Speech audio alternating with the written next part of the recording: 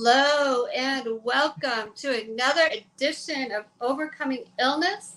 I am Paula Denoncourt, your host, founder, and CEO of Enrich Your Health. I'm a holistic health consultant.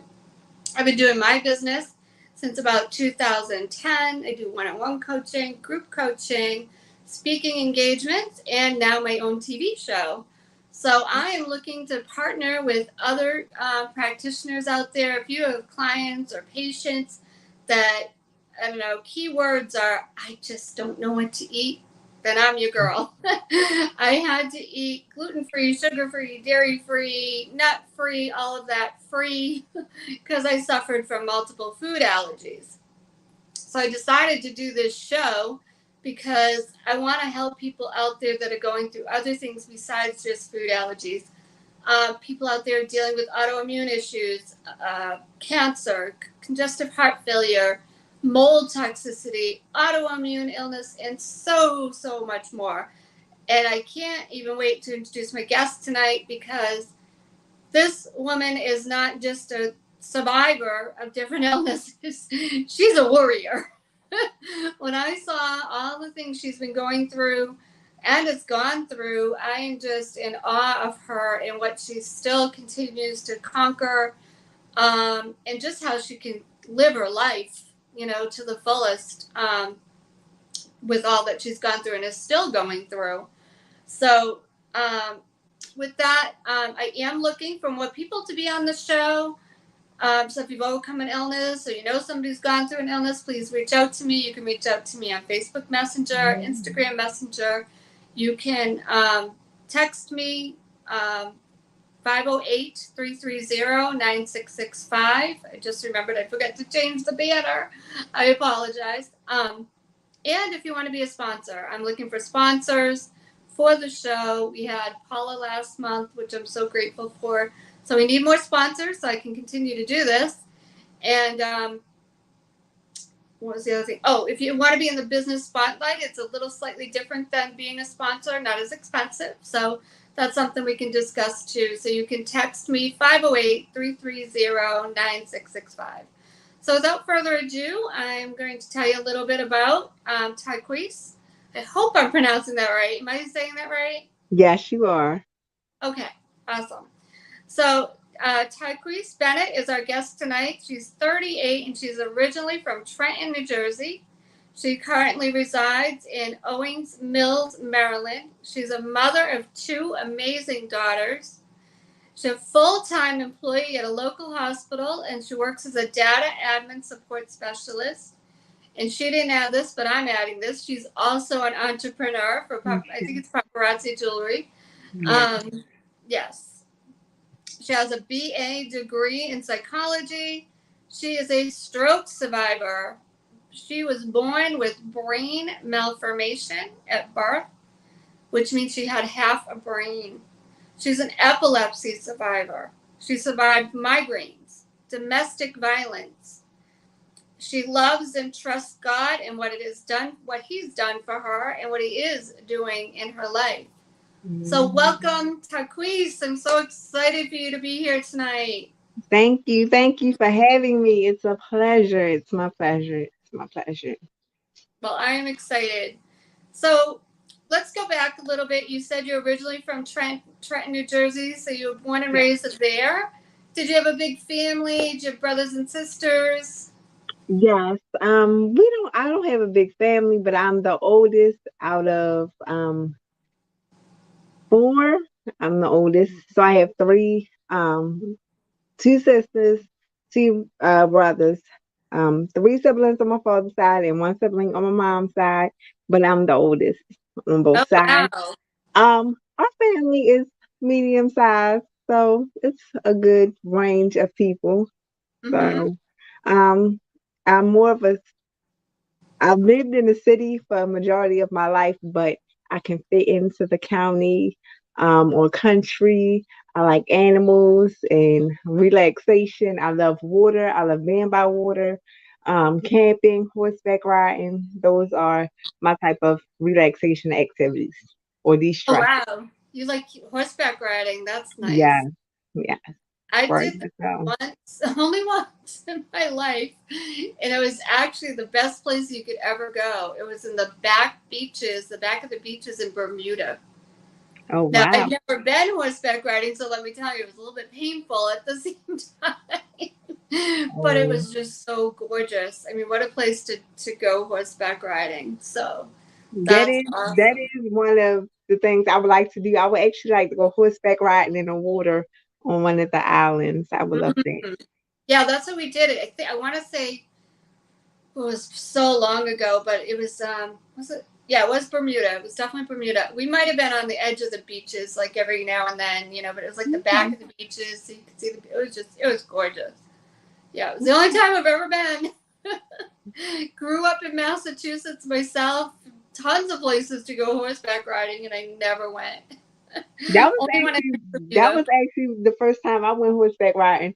I was in Massachusetts because my grandmother stayed in New Hampshire for a while I was growing up. So that's actually where we went horseback riding in Massachusetts.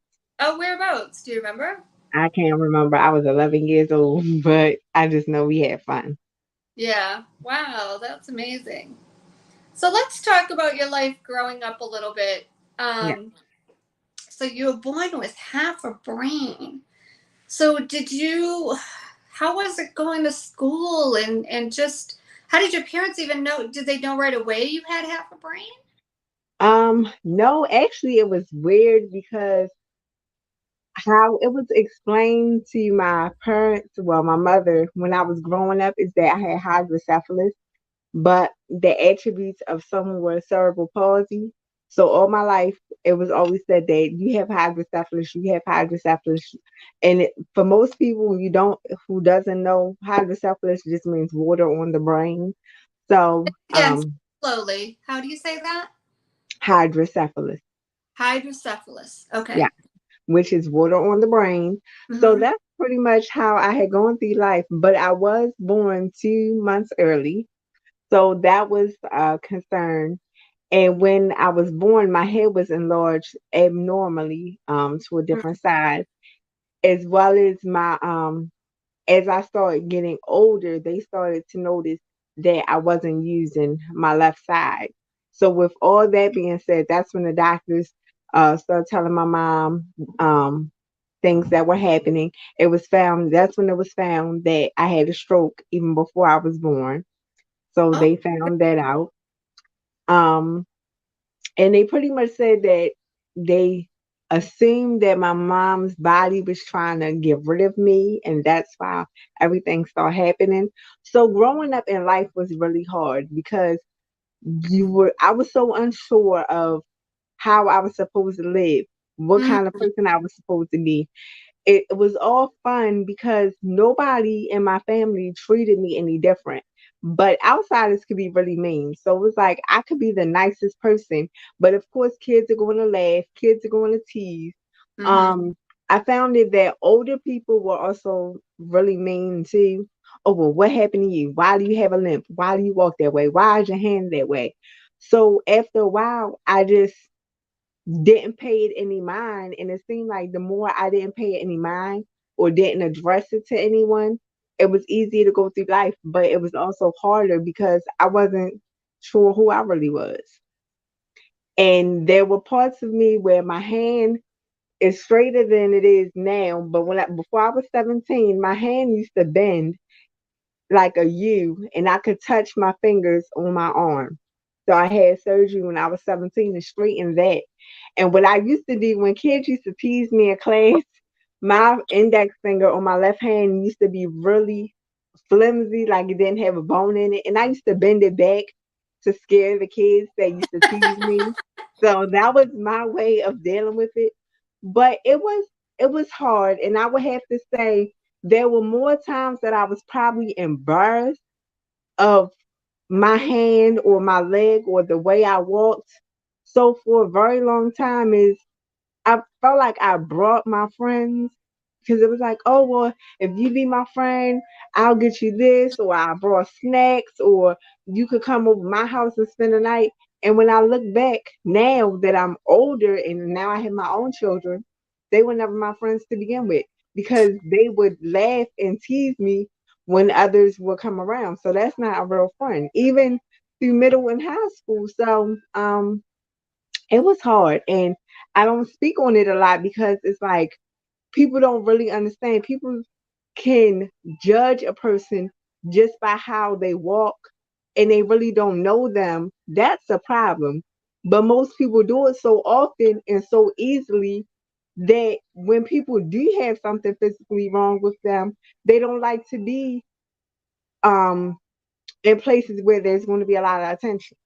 I Mhm. love being around people, but I don't like being in areas where I feel like if I'm coming in and it's a large crowd, they're going to stare or they're going to assume, or then I get my anxiety goes up because then it's like, well, what if I trip, stumble, or fall? Then I'm going to have to deal with the embarrassment and the strangers laughing at me, which the laughing I don't really care, but it's the inside thing to make me feel less of a person when this is happening. So for a very long time, I didn't like myself. I didn't accept myself. I put up with a lot of nonsense from people, whether Mhm. it was friends, family, and it was hard. I would have to say it's taken me up until the last maybe 3 years to really recognize you can either like me or don't, but I'm Mhm. going to be me. And I'm a genuinely good person, but people see what they see, believe what they believe, and so they're going to miss out at the end of the day, is how I look at it from this point. You're making me think back. I met a girl, woman in college. She Hmm. was handicapped, but she was born with it. Kind of, I don't even know what you called it. She was very short. She was about 4 feet tall. She had to walk on the sides of her feet, and she also had like a bag. What do you call those bags? She couldn't, go to the bathroom normal. Colostomy bag, yeah. Hmm. Yeah, she had to have that. And she was constantly being made fun of, and I remember being in crowds with her, and she'd get upset, people staring, and at first, when I first saw her, I will admit, I was a little judgmental too. I'm like, wait, what's going on with this person? And I got to know her, and we wound up being like almost best friends in college. I mean, we were really good friends. That girl could do more than I could. And Yeah. most people don't understand that. Like, yes, I have a half a brain, but I Mhm. also have a college degree. I was a class vice president in high school. I Mhm. participated in the Future Business Leaders of America in business law, and I actually won in the city. Uh, Yeah. So it's like I was on the National Honor Society. I had all kinds of scholarships when I graduated. I was a football manager. I was a lacrosse manager because I couldn't play sports. But Wow. I have all of this in me. But for those who say they know me but don't really ask questions because they automatically assume, Mhm. don't know all that I have done or have to offer to them that could possibly bless them or assist them in their life to success, that it can be hurtful sometimes, or it can be. I've seen this, the people that I've been there when I was at my worst. I was at the bottom. I couldn't tell you if I was coming, I was going. I didn't know who I was. I didn't know why I was the way I was. I questioned God, and I've recently finally just stopped questioning God in the last 2 years, honestly. Because it was like, Yeah. God, why did you make me this way? What did I do? Who's who messed up before I was born that I'm paying for now? I had all kinds of Ooh, questions. Why wow. me? Why me? Why are the rest of my siblings okay, but why am I not? It's hard because I'm the oldest, but I'm the oldest feeling like I can't be who I'm supposed to be because I'm worried that if something happens, I can't give them the answers that they're looking for because they don't understand. You can't understand unless you're in my shoes. When I say I can't deal with this because with having a half a brain, there's so many different levels of the emotions can be everywhere. You can feel good one moment, you can feel really bad. And it's not just depression or anxiety, it's just the way the body works. And having a half a brain, the whole brain you need to be able to see, hear, listen, feel, your artistic abilities, and all of those things. So to go from a whole brain to then have a half a brain to still be able to do all that, it's Mm, very hard. But the same people who laughed at me in high school, I helped them to do stuff to help them graduate and write their reports and do all that kind of stuff. But I knew in the back of my mind that I've heard them laugh at me or I've heard them talk about me to other groups of people. But mm. yet and still I was still there to help them because I knew it was something that I had that could be of use to them. And it's really hard because the same disability that I despise, and I can say I despise now because that's what I say. I don't care who it is. Yes, I despise me having a disability.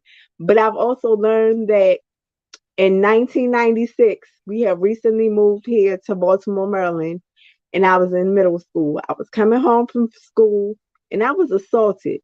I was jumped by 5 girls.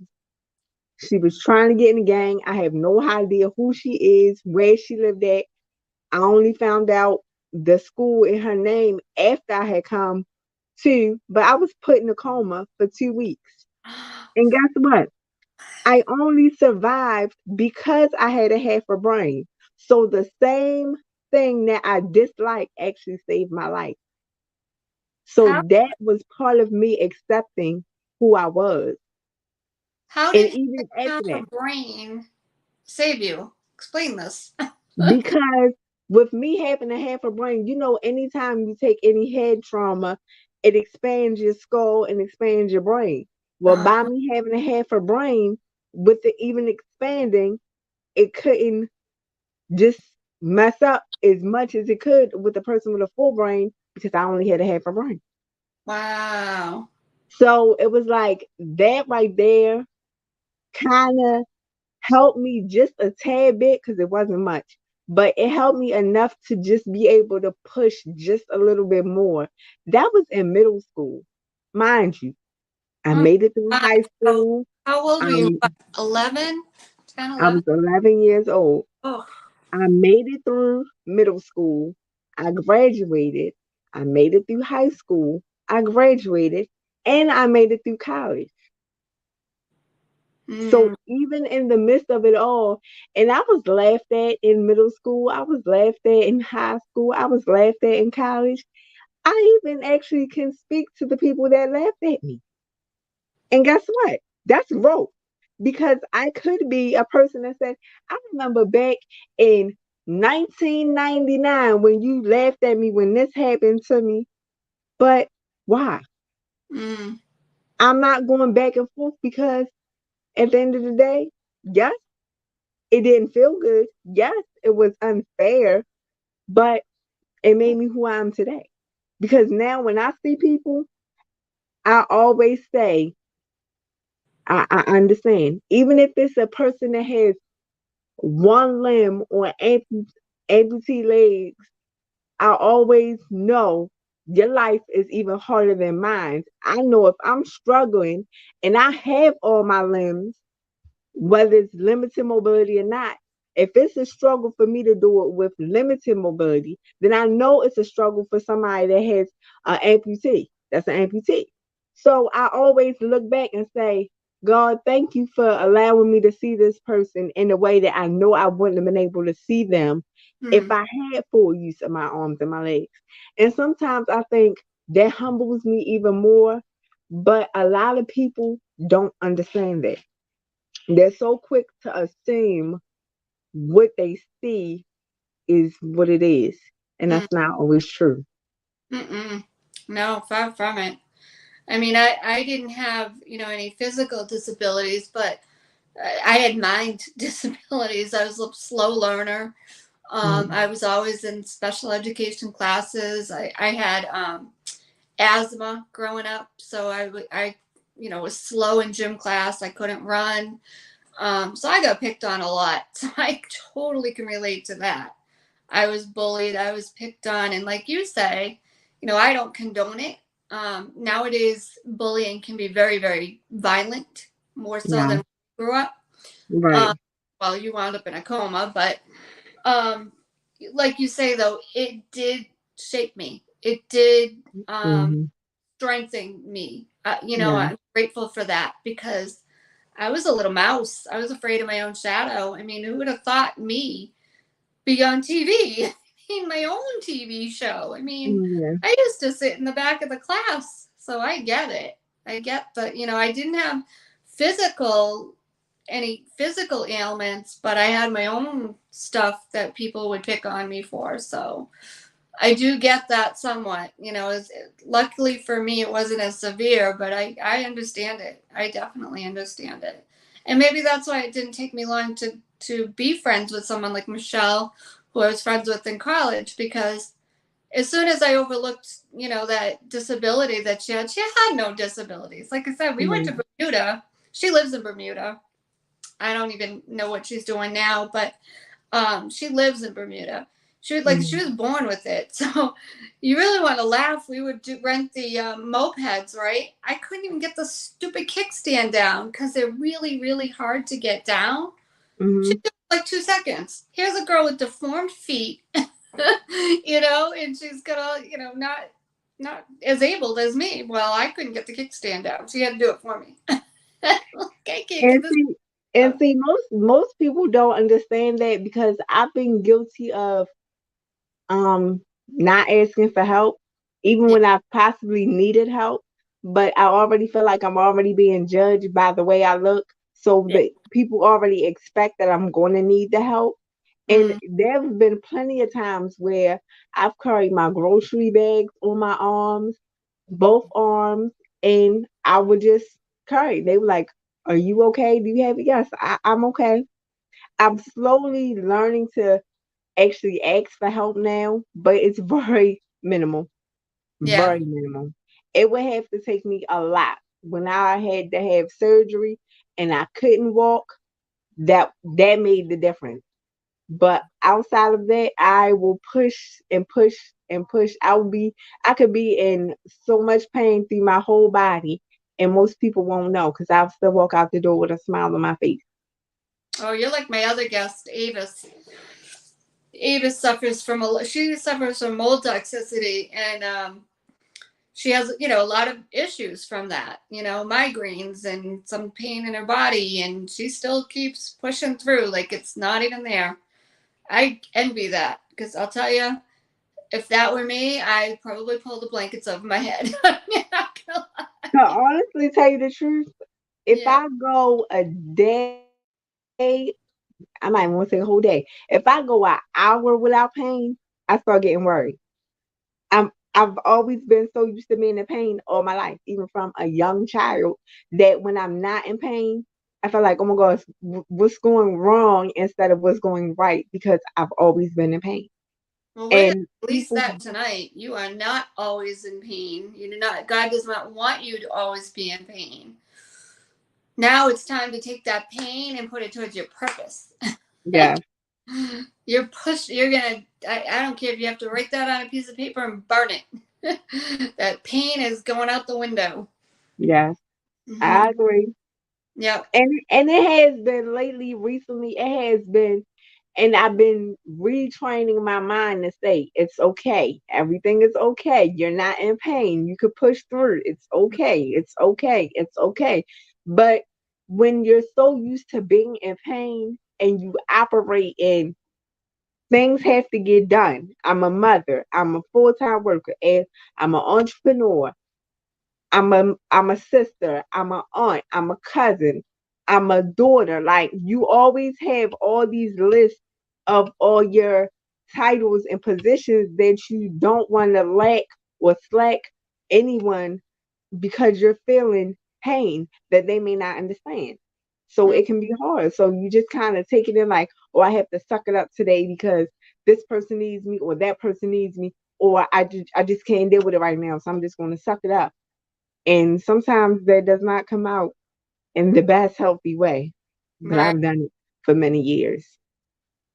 Wow. So let's talk about some other things you've survived. So do you still suffer from epilepsy, or is that under control, and when did that start?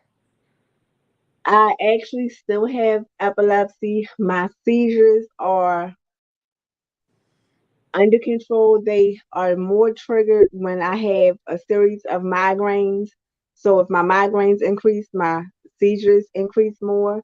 But my seizures actually, we can't really determine how soon I started getting seizures because of the fact that I suffer from migraines. A lot of the seizure medicine, I mean, a lot of the migraine medicine that they were giving me as a child, even up until recently, is also a seizure medication. So it was being prescribed to me for migraines, but it wasn't until 2015 when I was pregnant. I'm sorry, 2014 when I was pregnant with my daughter, and I was like, okay, something's not right, something is not right. And I walked and I actually lost feeling in my legs and I felt I was pregnant. And I went to the hospital and I said something, and they were like, "Oh, it's the baby, it's the baby." So they waited until after I had my daughter and did a what is it, EEG on my brain, and I stayed overnight, and they ran some tests, and that was another stipulation of my half a brain. They can't 100% say how severe my seizures actually are due to the fact that I only have a half a brain. Hmm. So it was only reading a minor percentage, but I was getting all the symptoms of it. Like my hand would tremor, my right hand would tremor sometimes. I would lose feeling in my legs, or they felt really like needles. So I was officially diagnosed with epilepsy in 2018. And since then, God has really been keeping them under control. There was an episode where they had gotten really bad, where the medication wasn't working, and we had to switch the medication. But this last set of medications, and I don't like taking it because it's about 1,600 milligrams of medication just to be able to function. Um, but I'm managing. Some days are good, some days are bad, but I keep on pushing through. Now, was that scary for your kids? Like, have you had episodes around your kids? It is scary because I don't get most people when you say seizures think of the grand mal seizures where you're convulsing and your tongue and everything. I don't get those kind of seizures. Okay. I get the seizures where I look like I'm spacing off. So I could be looking at you and then I'll just space off for a good I haven't experienced it for more than a minute, but I'll forget where I was for that short time. And then when I come out of it, I'll say, okay, I had one. But right before it happens, my hand tends to tremor and I'll try to grab something to control it. But it is very concerning, especially with me being a single parent. I Mm-hmm. live with my children. They can't always tell if I'm having one. So if I notice I'm having one and I'm awake and I'm around my kids, I'll say, Mommy's not feeling well. I'm having a seizure. Just stand by. But for the most part, most people can't tell. Unless I express it to them, can't tell. You need a service dog. they Yes, they that's yeah. $5,000. Yeah, it's $5,000. Oh my goodness! Wow. Yep. Well, we're just putting that in the jar as done. At Yeah. some point, God will provide you a service dog if you need one. If Yeah. that's, I think it would be helpful, but maybe you don't need it. I don't know. He'll I provide feel if you I need it. feel like it would be helpful when I'm away from home. Because sometimes like if I get too hot or if I'm hot and a migraine starts coming on, then a lot of times the seizure comes following behind it. So I also receive the Botox injections in my head. I get 40 shots in my head for migraines to control my migraines, so Oh, my migraines will be lowered to control my seizures. and this is all because of the half a brain that you get the migraines and everything, right? Yes. That's I would imagine that's yeah. Yes. There's no other reason that it could happen. But That's also, well, migraines, my mother also suffers from migraines too. But I know the seizures also come from the fact of brain trauma, which goes back to me having a half a brain. So it's like, okay, half a brain. So 9 times out of 10, and the fact that not only I have a half a brain, but I was also assaulted and put in a coma in 1996, mm, which then added more trauma onto my brain. So I was bound to end up having seizures as well. But I was able to carry two babies, deliver them by C-section. Both my children are completely healthy. They that's don't have um any health problems other than asthma and mm, allergies. So that's a wow, blessing. wow, that's amazing. That's yeah, that's incredible. So what about those girls that jumped you? Did they pay for that in any sort of way or nothing? Nothing ever happened. And the year I was on my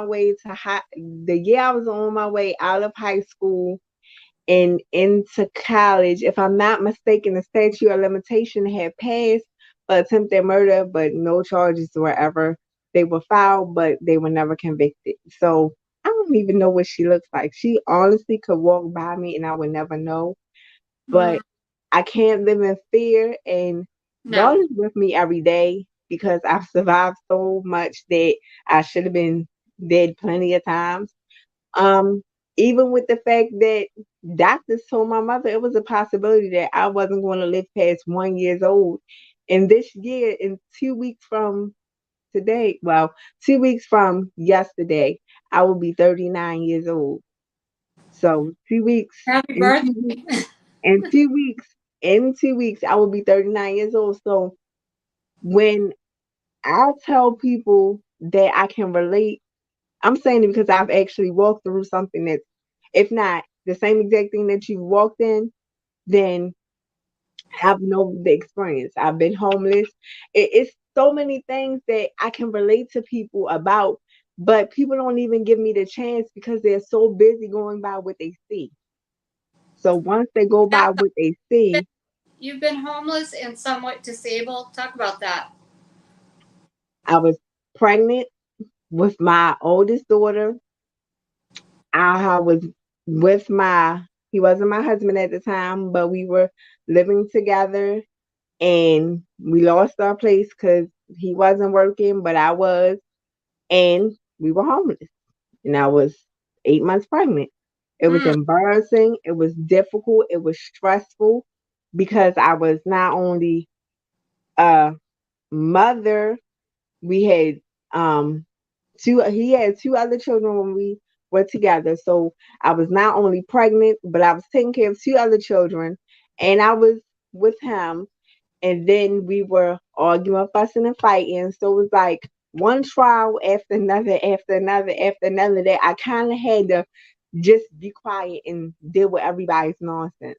Whether it was healthy, whether it was positive, whether it was even worth me being around. I felt like I had to put up with it just to say I could have a place to stay. There wasn't a shelter. And mm, that was the hardest thing for me because I'm looking at my life like I always said I would never deal with this. I always said I would never be in this position. I have a college degree. I'm smarter than this.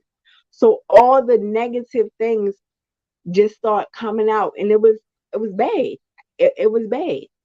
But mm. I had to keep it together for my kids. So it was just like, okay, he had his two children. I never separated them. They were always my kids. There was no, oh, they're my stepkids. They were my kids. And then I'm pregnant with a baby. So I'm trying to figure life out. And I'm just coming back home from college a year, well, actually 2 years before that. I had recently had surgery when I had graduated from college a few months after that to get a rod put in my leg because my hip was in a position where it was pinching the nerve in my back. So either if I didn't get the surgery, I was going to end up in a wheelchair. Most people don't know my story because I don't share it. Even with people that are close to me, don't even know my story. And a Wow. lot of times they don't know my story because I don't like opening the door that I can't tell if you're ready for. Because later on, you might try to use it against me when I was actually trying to be helpful and share something that you might be able to learn from or grow from. So, yeah, a lot of people don't know my story. So, me actually coming on here today was a step in faith. And God was like, you need this, do it. Mm. Wow. I'm just so blown away that you're sharing this with everyone, with me.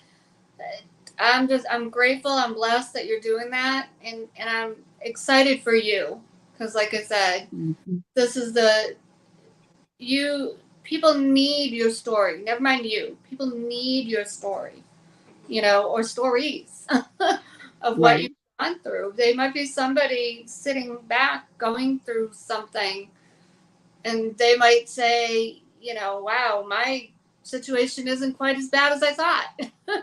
Or, I don't know, you know what I mean? Or maybe they're going through the same thing. Now they have some hope of how to get through it. I don't know. I don't know. I can't say what people are feeling or seeing, but man, I am so grateful that you're here and you're telling your story for yourself and for others. Mhm. Yeah. I'm grateful too. And another thing is when I look at my life today, and I could go back 8 years, 7 years to see what I physically look like then to what I look like now, I look like I was literally dying back then.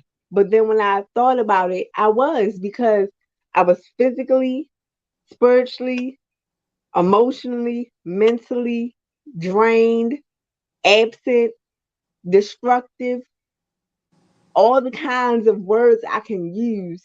That was me. Now I'm loving on myself. I love me. Mm. I've gained weight in the last 2 years and it feels good.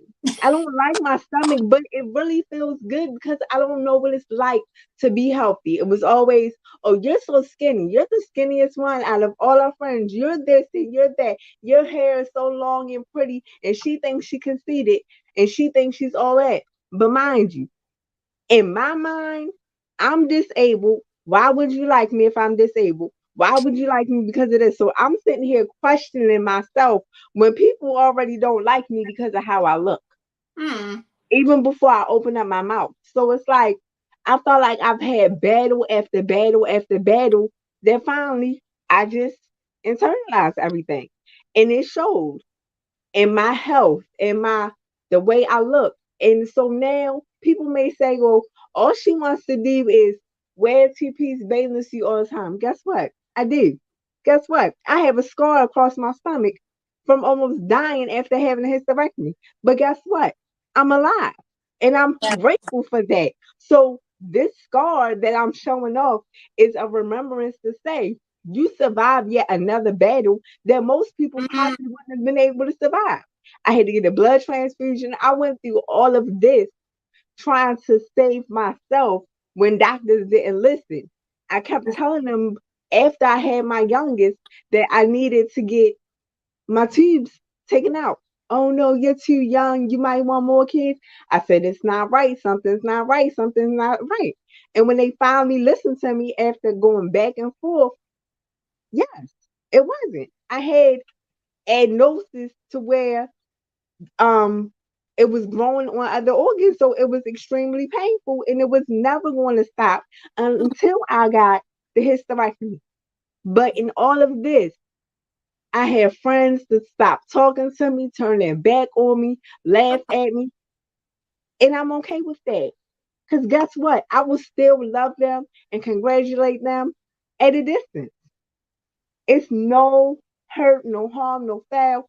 Like I don't have time, I don't have the energy to dwell on anybody that left me because I'm finally trying to find myself.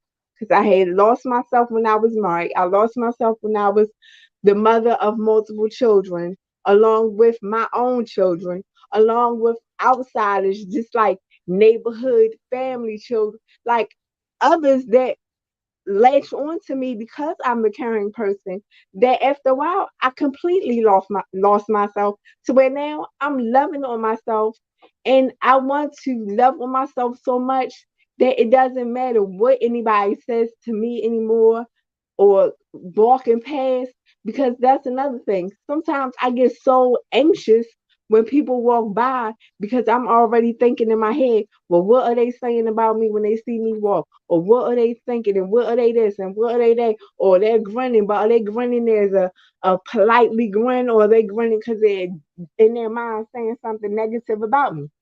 Mm. And I've done it for so long that now I'm breaking that cycle, and it can be hard because it was like I was always focused on you have to be okay for this person, or you have to be okay for that person, or even if you don't want to do this because it might be hurtful to you or upsetting to you, you do it because you're supporting your friend, or you do it because you're supporting your family. And it was like I've always tried to overcompensate by giving out so much love when it wasn't reciprocated, to where now I can't do it anymore. Because now I'm raising two children to not accept the bare minimum when that's all I've been accepting all these years, because I was so unsure of myself. Wow. And Pastor Trina just joined us, so I wanted to say welcome. Thank you for joining. Welcome, Pastor Trina. And I wanted Um, to say, you said you had a lot of friends that left you. You guys that are watching in the audience, you don't know, but Ted Queese, Pastor Trina, we're all part of an amazing prayer group together. So I just want to tell you, you have friends in that group now. We're your friends. yeah, We're here for you. We're all one big happy family in that group. yeah, y'all are. Thankful for all of you. I'm thankful you're in there, and forget them. You've got us. You've got us. And Pastor Trina helps us bring it all together. Because I'll admit, sometimes I'm by the wayside every now and then, but I pop in when I can. Yeah, Trina says, "Yes, you do. Thank you. We love you." Yes. love you too. Yep. And So. for me, I found myself whenever I had issues that I was unsure if anybody can handle or help me deal with, I would isolate myself because it was like, okay, I don't know who I can trust. I don't know who I can talk to. I don't know who I can go to. So I'm just gonna just sit in it and just deal with it. Let Yeah. everything go to hell in the handbasket. Like I just never knew. And God was like, no, I'm here. But up until these last 8 years where I really have been talking to God and praying to God, I've always known God was in my life because I'm alive. So for me to go through death knocking at my door more than once and him never being successful, I knew God had something for me. But in saying that, it's a mean world out here, and people can be so hurtful that the same people that you are there bending your back over for are always available on there when you really need it. And Mm, that's why I had to learn, okay, I can't go to this person. I can't call this person. I have to go to God. And mm, it wasn't literally until these last 6, 7 years when I end up being divorced and becoming a single parent and trying to figure my life out yet again. Because it was like, okay, I became a wife, had to become a wife and a mother all in the same time.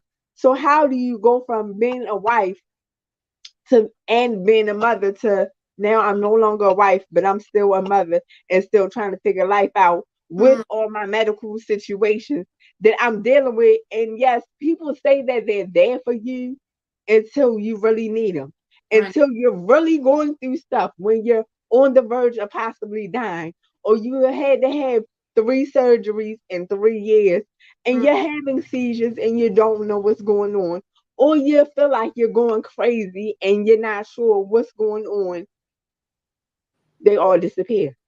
mm, Fortunately for me and my degree and God and the people that God has been sending me with you and Pastor Trina and and Evangelist Tanya and DW and everybody, it was like, okay, God, you are sending people that are clear across the country.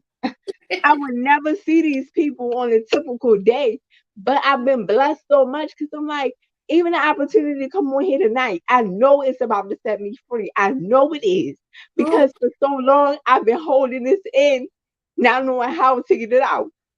Yes. You're gonna make me cry. Thank goodness. That's amazing. Takes a lot to make me cry.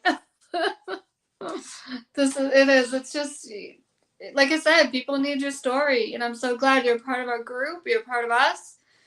We've got you. I mean, when you find the right people, you find the right people. You know. Yeah. Yeah. Trina says yes. He's amazing. So how long? Let's go back a little bit. How long were you married? I was married for 6 years. Okay. And when did the violence start? Because you haven't even talked about that yet. Oh, that was throughout the whole marriage. But Mm-hmm. I felt like I had to be quiet about it. Um, because I felt like I was to blame for it sometimes, where I would speak about stuff that I probably should have kept quiet about, like him not working or the finances or certain stuff. Like maybe I should, if I just would keep quiet, it wouldn't happen, or this argument wouldn't happen, or this fight wouldn't be, or me defending the kids. So instead of the kids getting beaten, I'm getting into an argument that ends up turning physical. He's playing on my mind because I feel like I now only have him in my life because everything started falling apart. So it was like it went from verbal abuse to emotional abuse to physical abuse to mental. So it just got worse and worse and worse. And I just kept on, oh, I love my husband to death. Life is good. Me and the kids, like we're having amazing time. I always had a mask on my face. I always kept it like it was the best marriage ever. Up until now, 90% of my friends don't, unless you really personally talk to me, don't even know I'm divorced because I don't talk about it. I don't brag about it. I don't speak about it because actually June the 20th would have been my wedding anniversary. But And I've so, now been divorced for 6 years. So it's like, okay, but I did a very good job in hiding it. Was it easy? No. But that's what I knew. When I started dropping weight, it was because I was stressed. It was because I was worried. I was concerned. I was unsure. I didn't have anybody. Like these are so many things that just will continuously happen on a regular basis. Like, okay, what's going on? I don't know. But if I say this or if I do that or if I do this is going to happen. Or if he doesn't go to work, I still have to go to work because the kids need this or the kids need that. And I was pregnant. And then when it really got worse, I was already married with children and taking care of his. So I had to just keep on going. It was no time to, I didn't want to hear people say, well, I told you so. I told you not to marry him. I felt like I stayed in it to prove a point. To say, even though y'all told me not to marry him, see, look at us. We're still okay. We're still having kids. We're still going on vacations. We're still living life. And it wasn't like that. It was a lie. But I did wow. my very best until it got to the point where finally my kids spoke up for me and told somebody. And I wasn't, surprisingly, I wasn't mad. But I finally understood what I used to hear when they say, when you're tired and you had enough, you'll leave. Because even after that, I would leave him, come back, because he would use his other kids and say, well, they miss their mommy and they miss you and they want you back. So Oh, I would leave. I would come back. I would leave. I would come back. I would leave. I would come back. I would leave. I would come back. And I did that for so long until finally God was like, you can't keep doing this. You cannot keep doing this. And he started giving me visions. I was going to be found in a pool of blood by my children. And I was like, okay, God, thank you for giving me this vision. Now, please oh, line everything up to get me out of here. Like, people don't know. I walk around and people say I'm aggressive, but I'm really not. I'm really always trying to protect myself because I just never know. And that's not a good way to be, but I'm always feel like I have to protect myself. I would love to be in a position where I can just let it all down and relax and feel comfortable and not be. Because even sometimes at work, I even find myself jumping and jittery, and people laugh and say, "Oh, did I scare you?" Yes, because that's now in me. When you experience trauma and when you experience domestic violence, that is now in you, no matter how much you try to remove it from you. I remove from the situation. I remove myself and my children from where the domestic violence happened at because I knew we had to get out of that. And by the grace of God, he lined up from the House of Ruth to the judges and everybody that got that taken care of. But I don't speak about it because unfortunately the system makes you look like it's your fault. I worked in that system. I don't know if you know, but And it's yeah, sad. I worked in a prison for 22 years, and when I first started working there in Massachusetts, we didn't even have a file for 209As. And then little by little, we had to have a file. And little by little, we had to have, there were different stipulations. Some would have restraining orders that they could come to visit the person in jail, the father or Oh whatever. yeah. Hmm. There was, and they were judged. I mean, I'll tell you right now, a lot of people were like, okay, they have a restraining order, but they're coming to visit them. Like, what is wrong with them? But I get it. They're still in love with that person that they were. That they were.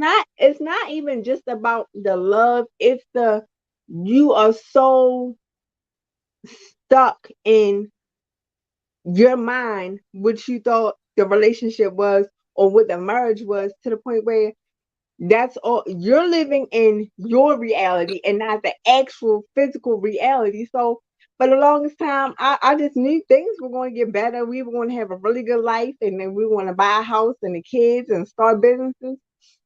But yeah, the red flags were always there. But I was too busy trying to turn those red flags into God sent me over here to fix this and I can fix this instead of saying no. God probably sent me over here to be a friend and I ended up turning a friendship into a marriage, into somebody to have children with when that probably wasn't the plan at all.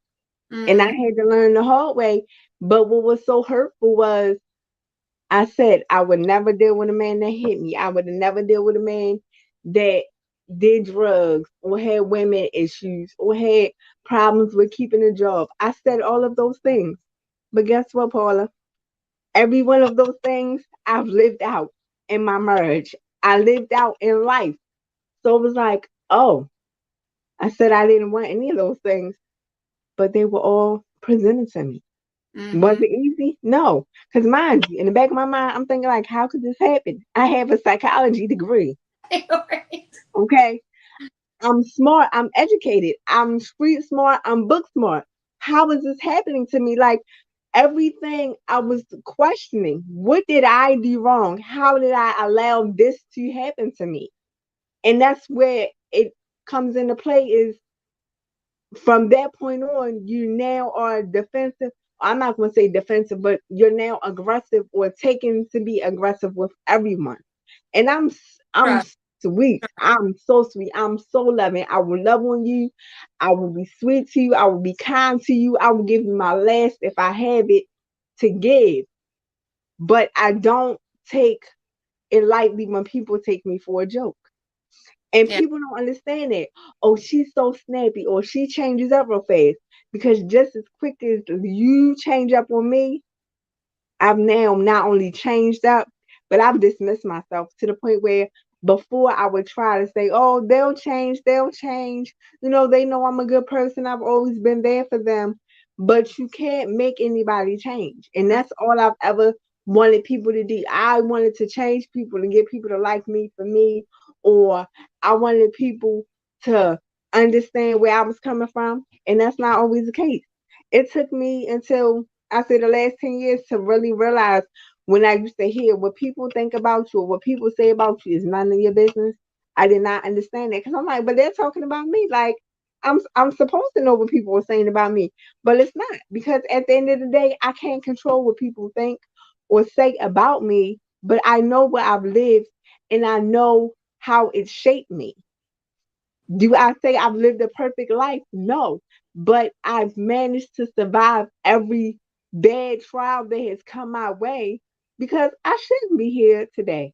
Honestly, I shouldn't. If God did not, if He was not finished with me, I should have been gone a long time ago. Not by my, Right? not by my own hands, but in the situations that I've been, as far as people or the assault or just the life I started living because I didn't want to deal with life. I shouldn't be here. And that's what I try to tell people when they say, "Oh, well, you're judging me." That's the last thing I'm doing. But let me tell you something. If you present a situation or a challenge to me, I'm going to give you my opinion. If you don't want my opinion, don't bring the situation to me. I've lost friends because they brought in situations to me. Then when I've spoke on it, they didn't like what I said. So Yeah, instead of them addressing what I said, they just stopped talking to me. It hurt. It was hurtful because it's like, oh, I was trying to be helpful, but you took it another kind of way.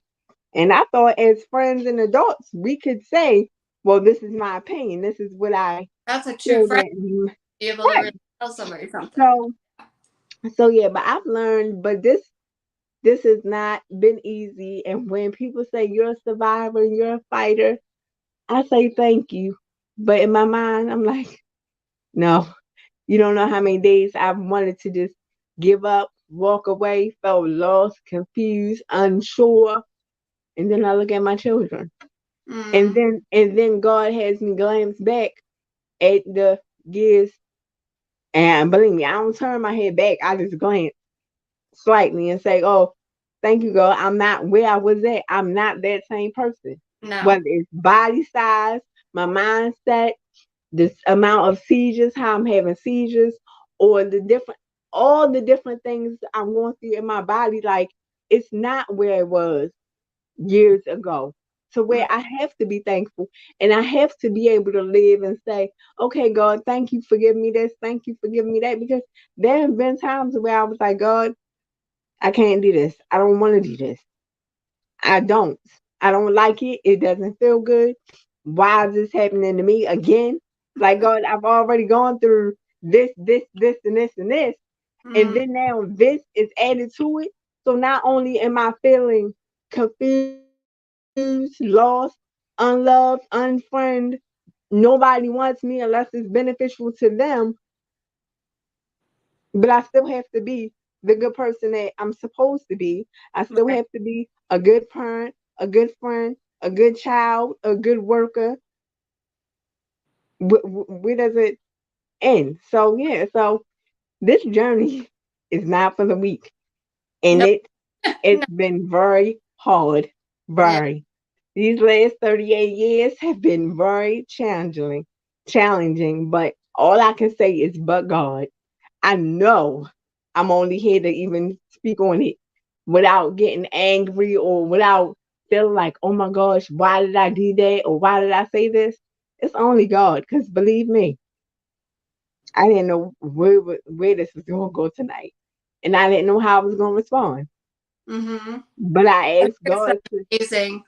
We've only got about 1 minute left. So if anybody wants to reach you, how can they reach you? And tell us quickly about your jewelry if you'd like. Anything you want to, tell people how to reach you, how to contact you if they I want. can be I can be reached on Facebook as Taquise Randolph. On Facebook it's under my it's under my maiden name. Or you can also check out my business page for my paparazzi on Taj Treasures LLC, as well as my Taj Treasures VIP group for my jewelry. You can also find me on paparazziaccessories.com /339-261. And I also have a Shopify store for my paparazzi as well that can also be found on the Taj Treasures link. And I just want to say, I want everybody to continue to push. It's just not my story, but I want my story to help someone else Yeah. complete their story.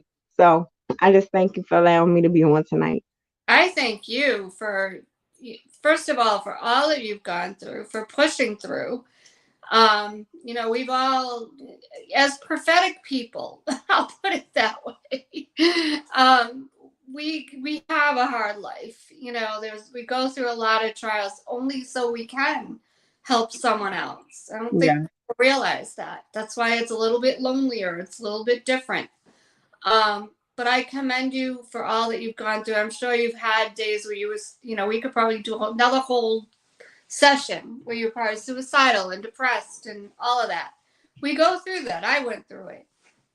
But there is somebody on the other side waiting for that story. They needed your story. I don't care if we reach one person tonight. It doesn't matter. 1 or 100. Somebody's Yeah. listening. Somebody's going to get something from this. And that's all that matters. So I thank you for pushing through all that you have. I I think think you coming too. on tonight, I know, we all know that this is just the beginning for you. People need your story on other platforms. We talked about it before we came on. I know you're going to be on stages, and Yes. people, especially younger kids that do get, a little bit beat up at school, with being picked on and bullied for different reasons. So if Yes. seen my other shows, please go back and watch them. There are some similarities. I had a person that was deaf, had a person that had autism. So not just for you, Tyquise, but anybody watching, go back and watch those shows because those people are resilient too. Yeah. They've gone through. So I thank you. I commend you for being on tonight. I know this is just the beginning. I'm excited to watch you grow I'm and for excited. good things. We are declaring and decreeing good things from here on in. Yes. The pain is gone. The Yes. pain is only for your purpose now, but it's not living in you anymore. Yes. From I this agree. day forward, in Jesus' mighty name. Yes. Amen to that. And Pastor Trina, thank you for being on. Anyone else? Yes. Thank you, Pastor Trina. Thank you for anyone else who's watching. Amen. So thank you, everybody. Looking for more guests and more sponsors, so please reach out to me at my phone number is 508-330-9665 or Facebook Messenger. Instagram Messenger is the best way, and text my phone is the best way to get me, and I'll get back to you. So thank you, everybody. We will see you next Sunday. Thank you. Have a good night. Good night.